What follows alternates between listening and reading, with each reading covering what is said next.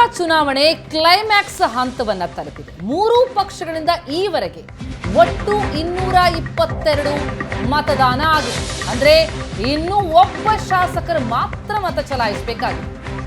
ಅವರು ಯಾರು? ಬಿಜೆಪಿಯ ಶಿವರಾಮ್ ಹೆಬ್ಬಾರ್.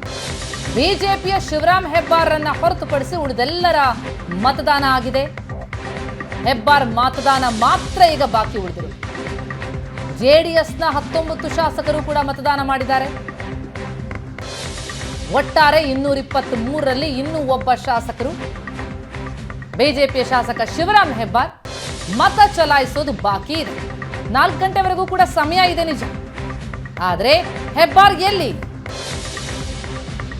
ಹೆಬ್ಬಾರ್ ಮತ ಚಲಾಯಿಸ್ತಾರಾ? ಚಲಾಯಿಸಿದೆ ಆದ್ರೆ ಯಾರ ಪರ ಅನ್ನುವಂಥದ್ದು ಒಂದು ಕಡೆ ಕುತೂಹಲ.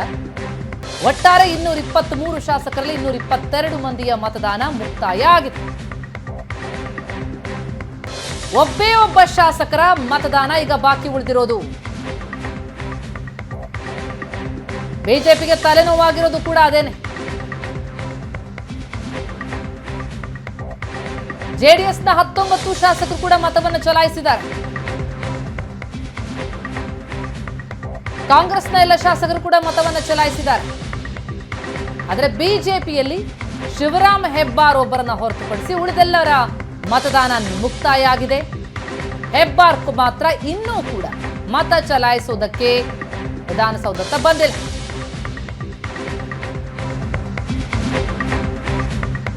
ಬಿಜೆಪಿಗೀಗ ಅಡ್ಡ ಮತದಾನದ ಭೀತಿ ಶುರುವಾಗಿದೆ. Already ST. ಸೋಮಶೇಖರ್ ಅಡ್ಡ ಮತದಾನ ಮಾಡಿದ್ದಾರೆ. ಈಗ ಮತ್ತೂ ಒಂದು ಅಡ್ಡ ಮತದಾನ ಆಗುವಂತಹ ಟೆನ್ಷನ್. ಯಾಕಂದ್ರೆ ಈವರೆಗೂ ಕೂಡ ಶಿವರಾಮ್ ಹೆಬ್ಬಾರ್ ಮತ ಚಲಾಯಿಸುವುದಕ್ಕೆ ಬಂದಿಲ್ಲ. ಮೊದಲೇ ಅವರ ಸಖ್ಯ ಕಾಂಗ್ರೆಸ್ನತ್ತ ಇದೆ. ಬಿಜೆಪಿಯ ರೆಬೆಲ್ ಶಾಸಕ ಹೆಬ್ಬಾರ್ ನಡೆ ಇನ್ನೂ ನಿಗೂಢ.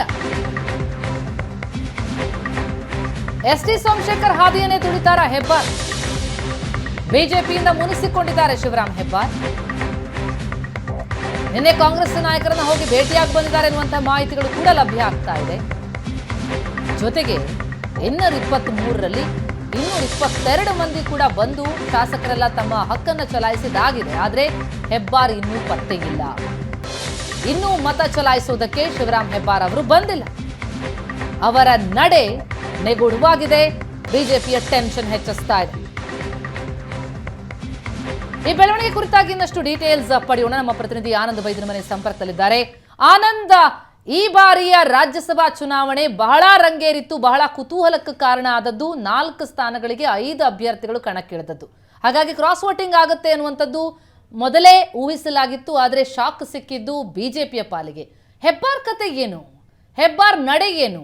ಬರದೆ ಅಬ್ಸೆಂಟ್ ಆಗಬೇಕು ಅನ್ನೋಂತ ಏನಾದರೂ ಅವರು ಪ್ಲಾನ್ ಮಾಡಿದ್ದಾರಾ, ಅಥವಾ ಅಡ್ಡ ಮತದಾನ ಮಾಡೋದಕ್ಕೆ ಇನ್ನಷ್ಟು ಸಮಯ ತೆಗೆದುಕೊಳ್ತಾ ಇದ್ದಾರಾ? ಪ್ರತಿಮಾ, ಈಗಾಗಲೇ ರಾಜ್ಯಸಭಾ ಚುನಾವಣೆಯ ಮತದಾನ ಬಹುತೇಕ ಮುಕ್ತಾಯ ಆಗಿದೆ. ಕೇವಲ 1 ಮತ ಮಾತ್ರ ಬಾಕಿ ಇದೆ.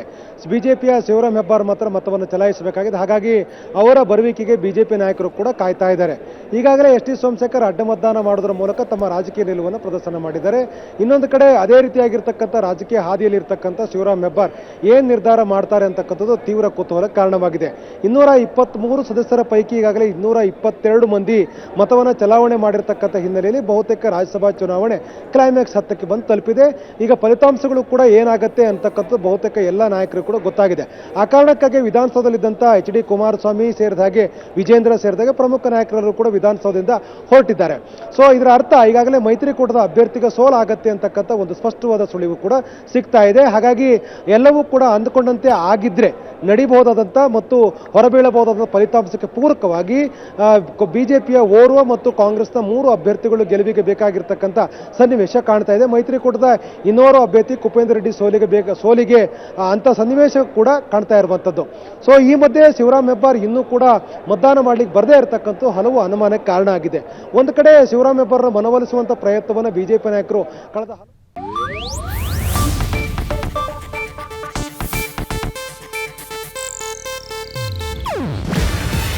ಇದು ಏಷ್ಯಾನೆಟ್ ನ್ಯೂಸ್ ನೆಟ್ವರ್ಕ್ ಪ್ರಸ್ತುತಿ. ನೀವು ನೋಡ್ತಿದ್ದೀರಾ ಏಷ್ಯಾನೆಟ್ ಸುವರ್ಣ ನ್ಯೂಸ್.